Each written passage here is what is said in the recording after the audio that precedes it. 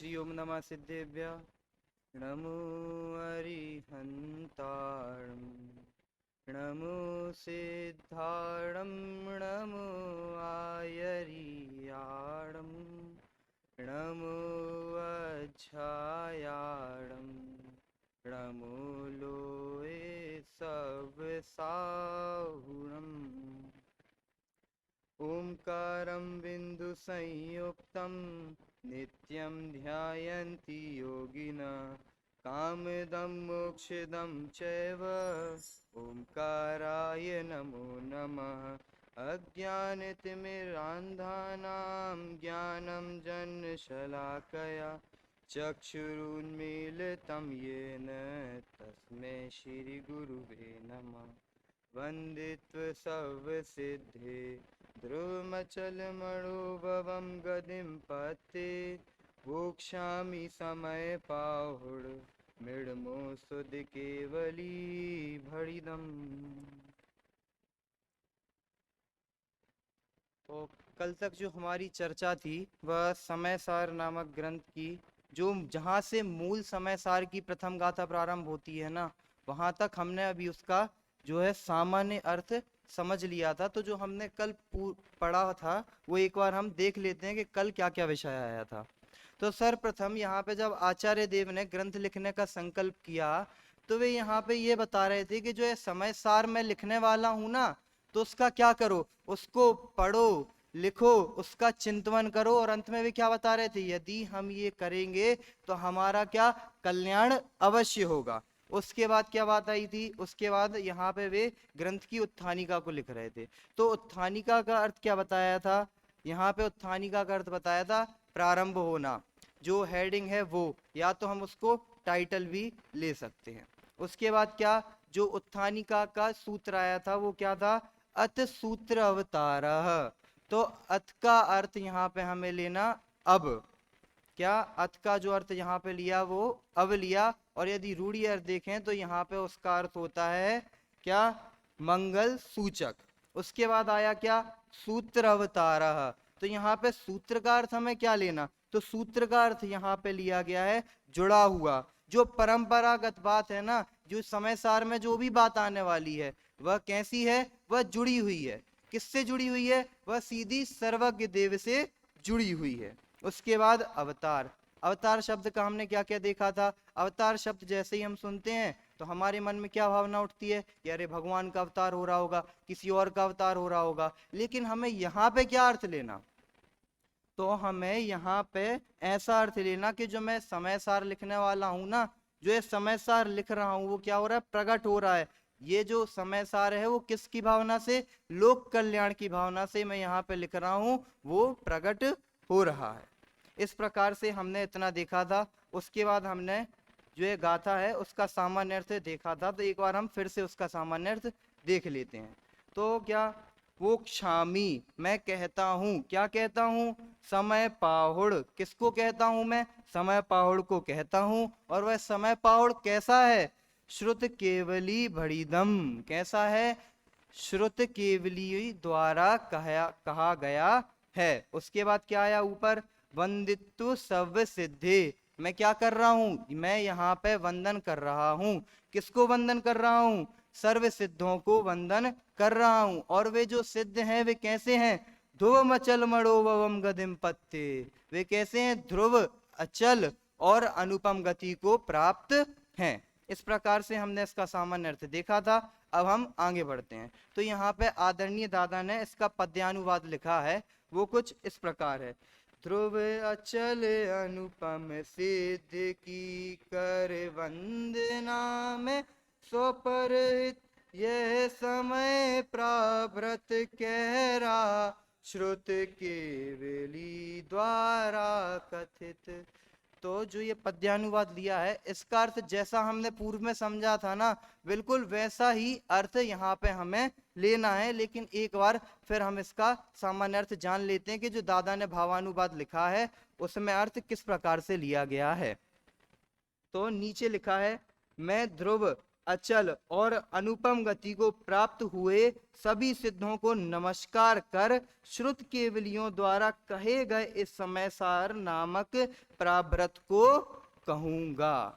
इस प्रकार से हमने जो पूर्व में अर्थ समझा था वैसा ही यहाँ पे अर्थ लिया गया है। बस अब हम यहाँ पे एक शब्द को देखेंगे, फिर हम आगे बढ़ेंगे। यहाँ पे कथित शब्द को क्यों लिया गया है, जबकि जो आचार्य देव हैं वे क्या कर रहे हैं, वे तो लिख रहे हैं ना, तो यहाँ पे कथित शब्द क्यों लिया गया है? यहाँ पे कथित जो शब्द है वह इसलिए लिया गया है क्योंकि जो पूर्व से जुड़ी हुई बात आ रही है ना, किन्ने अरिहंत भगवान ने मतलब बोली ना अपने समोशरण में, उसके बाद गणधर देव तक आई, उसके बाद आते आते आते ऐसे शास्त्रों के माध्यम से हमें पता चल रही है ना, तो इसलिए यहाँ पे वे क्या कह रहे हैं, कथित अर्थात मैं कहने वाला हूं। और यदि हम इसको देखें तो कथित का अर्थ जो होगा वो क्या होगा, कहना। तो जो कहा जाता है उसको क्या किया जाता है, उसको सुना जाता है, और जो लिखते हैं उसको क्या किया जाता है, उसको पढ़ा जाता है। इसलिए जो क्या है, सुनने के अर्थ में यदि हम सुनने में देखें ना तो क्या होता है, यदि हम किसी बात को सुन लें ना तो वो पढ़ने से ज्यादा भी हमें याद रह जाती है। इसलिए यहाँ पे आचार्य देव कह रहे हैं कि मैं अभी जो बात कहने वाला हूं वह सुनो। अब क्या, यही छह ढाला में भी बात कही है, क्या कही है, ताई सुनो भवि मन थिर आन जो चाहो अपनो कल्याण। क्या वे भी क्या कह रहे हैं, ताई सुनो, क्या सुनो, जिसको अपना कल्याण करना हो वो मेरी बात को सुनो। उसी प्रकार सम्यक दर्शन में जो 5 लब्धियां आती है ना, उसमें भी एक कौन सी लब्धि ली गई है, देशना लब्धि ली गई है। वो किसके अर्थ में ली गई है, सुनने के अर्थ में ली गई है। तो क्या वहां पे कोई लिखना लब्धि तो नहीं आई, क्यों नहीं आई, क्योंकि सुनने को ही यहाँ पे मुख्य रूप से लिया जाता है। क्योंकि सुनने में कथन करने में क्या होता है, हमारा डायरेक्ट कांटेक्ट होता है। यदि हम लिखेंगे तो क्या होगा, हम उसको पढ़ेंगे, पर उसका अर्थ समझ में आ रहा नहीं आ रहा वो किसको पता। इसलिए यहाँ पे वे कह रहे हैं कि कथित किसके द्वारा कथित है, सीधी अरिहंत भगवान के द्वारा कथित है। अब क्या, इतना हो गया। इस प्रकार से अभी हमने प्राकृत में और जो आदरणीय दादा ने जो इसका पद्यानुवाद लिखा है उसका अर्थ समझा। अब जो पूर्व में हमारा कुछ विषय जो रह गया था, जो अभी हमने कलश पढ़े थे ना, किनके, आचार्य अमृत चंद्र देव के, उसमें पंडित बनारसी दास जी ने कुछ भावानुवाद रूप में छंद लिखे हैं। तो एक बार हम उसका अर्थ देखते हैं, फिर यदि समय बचा तो हम इसके आगे टीका भी देखेंगे। सभी अनुशीलन में निकाल लें पेज नंबर 15, मेरे में 15 है, बाकी आपके में जो भी हो तो आप निकाल लें। एक बार हम इसका पाठ करेंगे। जोग धरे रहे जोग सुभिन्न अनंत गुणात्म केवल ज्ञानी, तासुर दे द्रह सोन किसी सरिता सम है, श्रुत सिंधु सामानी, याते अनंत न यातम लक्षण, सत्य स्वरूप सिद्धांत बखानी, बुद्ध लखे न लखे दुर्बुद्ध, सदा जग माही जगे जिन वाणी। अब यहाँ पे जो पंडित बनारसी दास जी हैं वे किसका, दूसरे कलश का जो भावानुवाद है उसके भाव स्वरूप में यहाँ पे लिख रहे हैं। तो वे क्या लिख रहे हैं उसका हम शब्दशः अर्थ देखते हैं। तो सर्वप्रथम यहाँ पे क्या लिया गया है, यहाँ पे जोग। तो जोग से हमें क्या लेना, जोग से यहाँ पे योग शब्द को लिया गया है। अब योग शब्द से क्या, जो 13वें गुण स्थानवर्ती अरिहंत भगवान है ना, उनको यहाँ पे लिया गया है। क्यों, क्योंकि उनको योग पाया जाता है। 13वें गुण स्थान का नाम भी क्या है, संयोग केवली गुण स्थान। इसलिए यहाँ पे क्या, किन की बात की जा रही है, अरिहंत भगवान की बात की जा रही है। उसके बाद क्या, अब मन में प्रश्न उठेगा कि भाई साहब अरिहंत भगवान को ही क्यों लिया, सिद्धों के क्यों नहीं लिया। तो यहाँ पे वे बता रहे हैं कि जो वचन होता है ना अरिहंत भगवान की, क्या समोशरण में वचन योग के कारण क्या दिव्य ध्वनि खिड़ती है ना, इसीलिए यहाँ पे अरिहंत भगवान को लिया गया है। क्या, क्यों, क्योंकि यहाँ पे अभी जिनवाणी की चर्चा आने वाली है। तो जो जिनवाणी है वह क्या, अरिहंत भगवान की जो वाणी है उसे ही जिनवाणी कहा, इसलिए यहाँ पे अरिहंत भगवान को ले रहे हैं, सिद्ध भगवान को नहीं ले रहे हैं। क्यों, क्योंकि उन्हें जो वचन योग है वह नहीं है। इसी बात को बताते हुए पंक्ति आती है, भगिवागन वच जोगे वशाय, तुम धुनि है सुनि वे भ्रम नशाय। अर्थात यहाँ पे बता रहे हैं भव्य जीवों के भाग्य से और वचन योग के निमित्त से ही जो वाणी है वह खिरती है। किसकी खिरती है? अरिहंत भगवान की। कैसे खिरती है? वचन योग से और जो भव्य जीव हैं उनके निमित्त से। बस इसीलिए यहाँ पे जो जोग शब्द है वह लिया गया है। अब क्या? जोग धरे रहे जोग सो भिन्न। अब यहाँ पे बता तो दिया जो दो जोग को अर्थात योग को धारण किए हुए हैं, लेकिन जोग सो भिन्न, अब योग से भी भिन्न। अब यहाँ पे क्या होगा? तो जोग से भिन्न यहाँ पे इसलिए कहा क्योंकि उनके योग जो है वह विद्यमान तो हैं, वे सिर्फ नाम मात्र के लिए विद्यमान हैं। किसके लिए? सिर्फ नाम मात्र के लिए विद्यमान है, उनका उससे कोई लेना देना नहीं है। क्यों? इसका हम रस्सी के उदाहरण से समझते हैं। जैसे रस्सी होती है, हमने मोटी रस्सी ली, वो बहुत मजबूत है।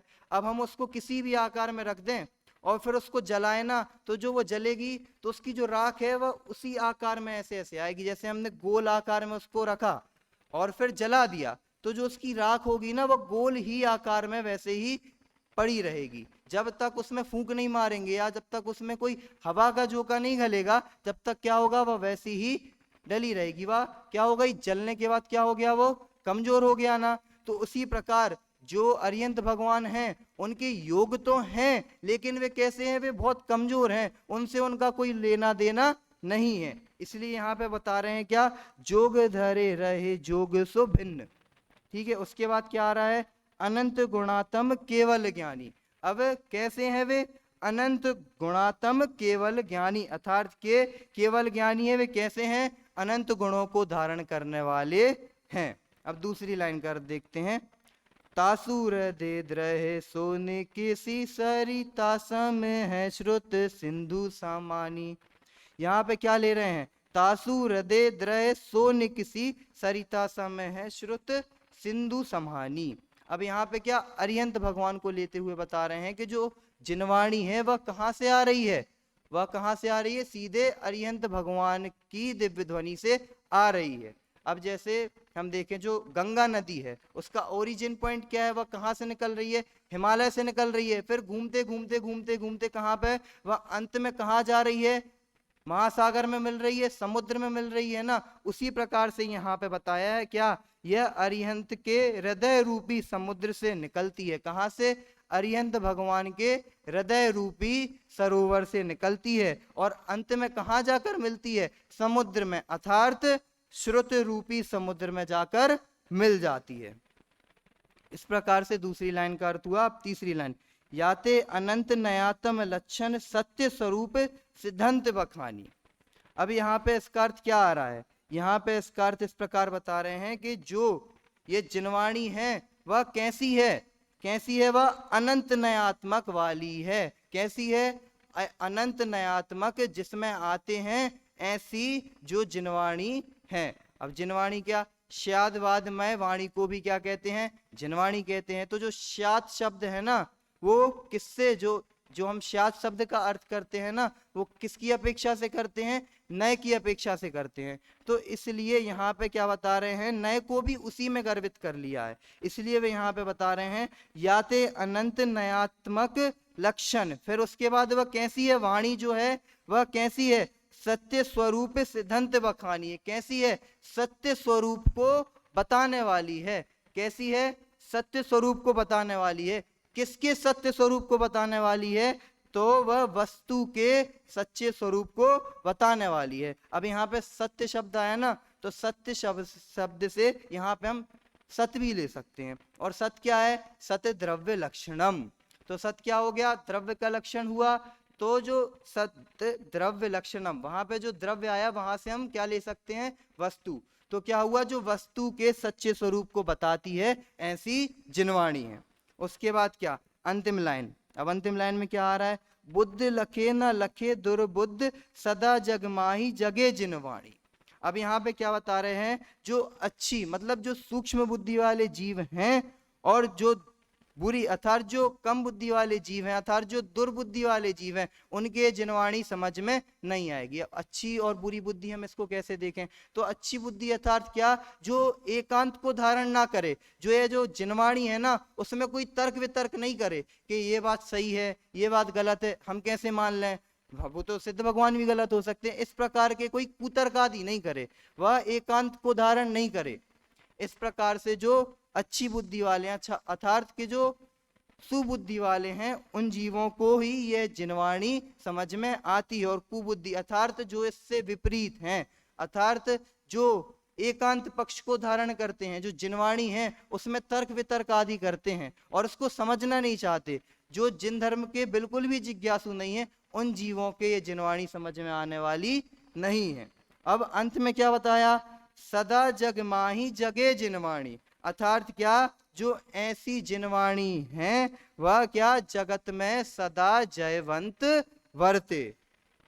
इस प्रकार से जो दूसरा कलश है उसमें जो पंडित बनारसी दास जी ने भावानुवाद किया उसका भी हमने अर्थ समझा।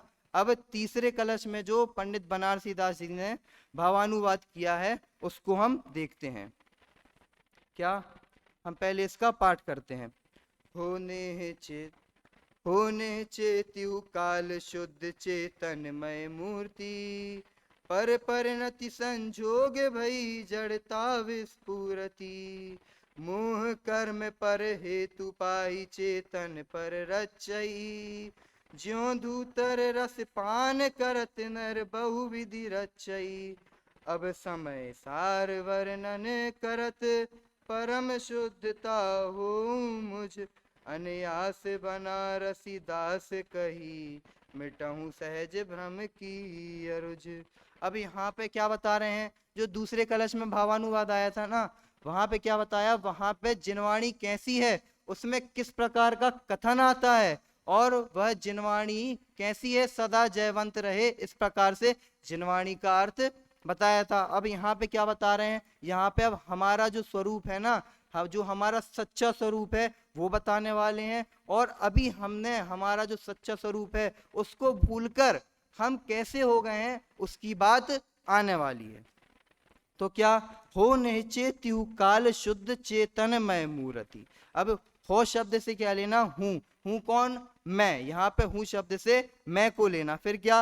नेचे, कौन? नेचे अर्थात निश्चय से, तिहु काल, तीनों काल, जो तीन काल है ना, भूत, भविष्य और वर्तमान, इस प्रकार से जो तीनों काल हैं, यहाँ पे क्या बता रहे हैं कि जो मेरा निश्चय से स्वभाव है, सदा रहने वाला स्वभाव है, ध्रुव स्वभाव है, वह कैसा है?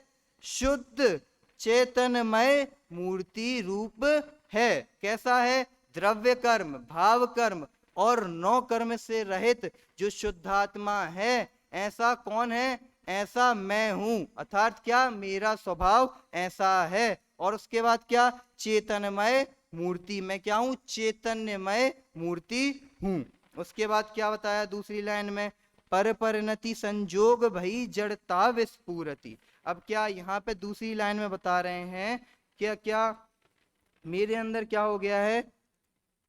पर परिणति अर्थात की पर जो जड़ वस्तु है ना, उसको हमने अपना मान लिया है। कैसा? पर परिणति, उसमें हमने अपनापन मान लिया है। और उसके संयोग से, संयोग अर्थात क्या? उसके संयोग से भई जड़ता विस्फुरति, अर्थात क्या, जो जड़ है ना, जड़ अर्थात क्या, जो हमारा शरीर है, उसको हमने क्या कर लिया है? उसको हमने अपना मान लिया है। इसलिए जो विकारी भाव हैं वे हमारे अंदर आ रहे हैं। और जो जड़ है अर्थात जो शरीर है, उसका यदि अच्छा हुआ तो उसमें हम अपना अच्छा मान रहे हैं, यदि जो जड़ पदार्थ अर्थात जो शरीर है उसका बुरा हुआ तो उसमें क्या मान रहे हैं? हम अपना बुरा मान रहे हैं। अच्छा हुआ तो वो हमारा अच्छा हुआ, बुरा हुआ तो वो हमारा बुरा हुआ। इसमें हम क्या कर रहे हैं? सुख दुख का अनुभव कर रहे हैं। और क्या?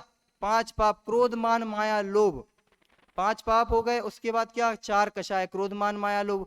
इस प्रकार से विकारी भाव कर रहे हैं। किसके कारण कर रहे हैं? जड़ता विस्फुरति। क्या हो गई है? जड़ की विस्फुरति हो गई है ना हमारे अंदर। वही जड़ जड़ जड़ जड़ मेरा है, जड़ मेरा है, ये घर मेरा है, ये गाड़ी मेरी है, ये स्त्री पुत्र आदि मेरे हैं। इस प्रकार से हमने जो जड़ की वस्तु हैं उसको क्या कर लिया है, अपना मान लिया है, इसलिए हम अभी तक क्या हो रहे हैं, दुखी हो रहे हैं। इसी बात को बतलाते हुए 6 डाला में भी छंद आता है क्या, मैं सुखी दुखी में रंक राव, मेरे धन ग्रह गोधन प्रभाव, मेरे सुततिये में सवल दीन, बेरूप सुबक मूरख प्रवीण।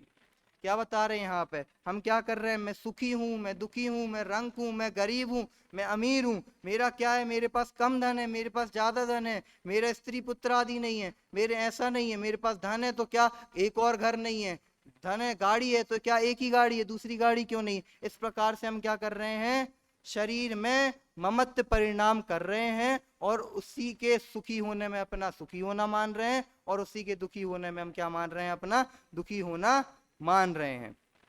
उसके बाद क्या, एक भजन भी आता है क्या, एक दिन तेरा गोरा तन ये मिट्टी में मिल जाएगा, क्या एक दिन तेरा गोरा तन ये कहाँ, मिट्टी में मिल जाने वाला है। अर्थात क्या, जो ये शरीर है वह कैसा है, पुद्गलमय है। जब हमारी मृत्यु होगी तो क्या होगा, हमारा शरीर तो जल जाएगा, राख हो जाएगा, अर्थात क्या पुद्गल का पुद्गल में ही मिल जाने वाला है, इसलिए हमें उसमें क्या ममत्व परिणाम नहीं करना चाहिए। अब क्या, मोह कर्म पर हेतु पाई चेतन पर रचई। अब क्या, मोह कर्म के कारण हम क्या कर रहे हैं, जो हमारी चैतन्य स्वरूप है, किसके कारण, मोह कर्म के कारण जो हमारा चैतन्य स्वरूप है उसको समझ नहीं रहे हैं और क्या कर रहे हैं, पर में क्या हो रहे हैं, रचई, अर्थात क्या रच पच रहे हैं, उसी में अपनापन मान रहे हैं। अर्थात की जो पुद्गल है ना, वो उसमें क्या कर रहे हैं, मोह कर्म के कारण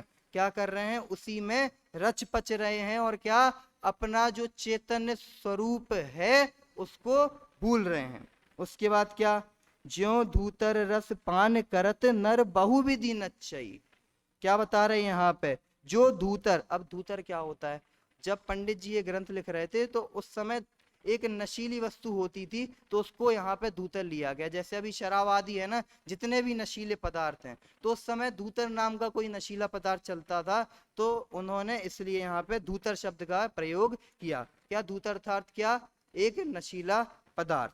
अब क्या बता रहे, जिस प्रकार से क्या होता है, शराबी है, उसने क्या शराब का पान किया, उसके बाद क्या हो जाता है, वह अपने स्वरूप को भूल जाता है और क्या करता है, भाव भाव के भ्रमण करता है। मतलब शराब पी ली, उसको अपने घर की कुछ सुध बुद्धि नहीं है, क्या कर रहा, उसका घर है तो इस साइड लेकिन इस साइड जा रहा है, उसकी स्त्री पुत्र आदि इधर पे खड़े हैं लेकिन वो उधर साइड जाके किसी से कह रहा है, अरे ये तो मेरी बेटी है, अरे ये तो मेरी माँ है, अरे ये तो मेरी स्त्री है। इसी प्रकार से क्या किया, हमने भी धूतर रस पान करत, मतलब हमने भी ऐसे ही वस्तु का पान किया है और क्या कर रहे हैं, जो नर अर्थात हम हैं, अर्थात मनुष्य हैं, वो क्या कर रहे हैं, बहुविधि नचई, अर्थात के बहुत प्रकार से भावों में, अर्थात जो हमारे भाव है ना वो इधर उधर हो रहे हैं, क्या हम एक जगह स्थिर नहीं हो पा रहे हैं। हमारा स्वभाव तो क्या है, ज्ञान दर्शनमय, लेकिन हम क्या है उसको समझ नहीं पा रहे हैं। क्यों, क्योंकि भाई साहब अभी तक हमने उसको समझने का प्रयास ही नहीं किया, इसीलिए हमने अभी तक उसका जो क्या क्या नहीं किया है, हमने उसका अभी तक हमने उसके स्वरूप को नहीं समझा। इसलिए क्या हो रहा है, कभी यहाँ जा रहे, कभी वहां जा रहे, कभी हम अपने स्वरूप में अच्छा, जो हमारा शरीर है उसमें अच्छा मान रहे, कभी घर आदि में हम अपना क्या मान रहे, ममत्व परिणाम कर रहे, उसको अच्छा मान रहे। वो प्राप्त हो गया तो ठीक, नहीं हुआ तो क्या, ये तो मेरे को दुख देने वाले हैं। इस प्रकार से हम क्या कर रहे हैं, जो क्या पुद्गल अर्थात जड़ शरीर है उसमें हमने क्या कर रखा है, अपनत्व कर रखा है, इसलिए अभी तक हम क्या है, दुखी हैं। इसलिए हमें क्या करना चाहिए, पहली लाइन में क्या बताया था, हो ने चेत्यु काल शुद्ध चेतनमय मूर्ति, जो हमारा शुद्ध चैतन्यमय, कैसा शुद्ध चैतन्यमय स्वभाव है वह कब तक रहने वाला है, सदा अर्थात तीनों काल में रहने वाला है। तो हमें क्या करना चाहिए, उस चैतन्यमय शुद्ध स्वभाव को जानना चाहिए। अब क्या, इसके बाद अंत की 2 लाइनों में पंडित बनारसी दास जी जो हैं वे आचार्य अमृत चंद्र देव ने जो टीका लिखी है ना, उसके टीका लिखने का संकल्प बता रहे कि भाई साहब जो मैं टीका लिखने वाला हूं ना, वो क्यों लिखने वाला हूं, क्या कारण है। तो वे बता रहे हैं क्या, अब समय सार वर्णन करत परम शुद्धता हो मुझ, अनियास बनारसी दास कही, मिटऊं सहज भ्रम की अरुज। अब वे क्या बता रहे हैं, जो मेरा स्वभाव है उसको भूल कर मैं क्या कर रहा हूँ, भव भव में भ्रमण कर रहा हूं ना, तो इसलिए उस भव भव का जो चक्कर है उसका नाश हो, इसलिए मैं यह समय सार ग्रंथ को लिख रहा हूं। क्यों लिख रहा हूं, जो भव भव का जो हम भ्रमण कर रहे हैं, चारों गति में भ्रमण कर रहे हैं, उसका नाश हो, इसलिए मैं ये लिख रहा हूं। क्या, अब समय सार वर्णन करत, अब मैं इस समय सार का वर्णन करने वाला हूं, और वह जो समय सार है वह कैसा है, परम शुद्धता हो मुझ, वो कैसा है, मुझे परम विशुद्धि को प्राप्त कराने वाला है। यह जो समय सार है वह कैसा है, मुझे परम विशुद्धता को प्राप्त कराने वाला है, तो ऐसा समय सार में लिख रहा हूं। अब क्या, अनियास, अब अनियास का अर्थ क्या होता है, अनियास अर्थात होता है बिना प्रयास किए जो हमें वस्तु प्राप्त हो जाती है ना, उसे अनियास कहा। अर्थात क्या, जो सहज रूप से हमें वस्तु प्राप्त हो जाए ना, उसे क्या कहा यहाँ पे, अनियास कहा। अब क्या, बनारसी दास जी कही, अर्थात क्या, बनारसी दास जी ये छंद लिख रहे हैं ना, इसलिए उन्होंने यहाँ पे अपना नाम रखा। उसके बाद क्या लिख रहे हैं, मिटऊं सहज भ्रम की अरुज, अर्थात क्या, जो हमें बिना प्रयास के, अर्थात यदि हमने ये समय सार को पढ़ लिया तो क्या होगा, परम शुद्धता तो प्राप्त होगी ही होगी। और जो भव भव का भ्रमण कर रहे हैं ना, वह जो हमें भ्रम है, कैसा भ्रम है, हमें शरीर को अपना मान रहे, तो वह भ्रमी तो है एक प्रकार से, तो वह जो भ्रम है उसका भी क्या होगा, सहज रूप से नाश हो जाएगा। और क्या होगा, जो हमारा चैतन्य स्वभाव है उसको हम प्राप्त हो जाएंगे। इस प्रकार से अभी हमने जो दोनों भावानुवाद आज पंडित बनारसी दास जी द्वारा लिखित हैं उसका अर्थ समझा, और हम भी ऐसे ही जिनवाणी के सच्चे मर्म को समझें, और जो हमारा निश्चय स्वभाव है, अर्थात कि जो हमारा चैतन्य स्वभाव है उसको समझें और मोक्ष मार्ग की प्राप्ति करें। इसी मंगल भावना से अभी की वाणी को विराम दें।